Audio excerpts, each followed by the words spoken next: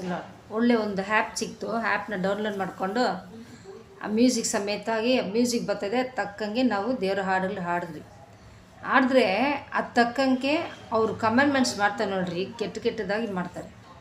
ಇದೆಲ್ಲ ಪಾಪ ತುಂಬಿದಂಥ ಲೋಕ. ಅವ್ರಿಗೆ ಯಾವಾಗಲೂ 24 hours ಪಾಪದೇ ಚಿಂತೆ. ಅದಕ್ಕೆ ಅವ್ರು ಪಾಪನೇ ಮೆಸೇಜ್ ಮಾಡ್ತಾರೆ. ಆದರೆ ಅವರ ಆತ್ಮ ಎಲ್ಲೋಗ್ತಂತ ಅವ್ರಿಗೆ ಆ ಭಯನೇ ಇಲ್ಲ. ಇಡೀ ಪ್ರಪಂಚದಲ್ಲಿ ಪಾಪ ತುಂಬಿ ತುಳುಕ್ತಾ ಇದೆ. ದೇವ್ರ ವಾರ್ತೆಗಳೇನೇ ನಮ್ಮನ್ನ ಎಚ್ಚರಿಸ್ತದೆ.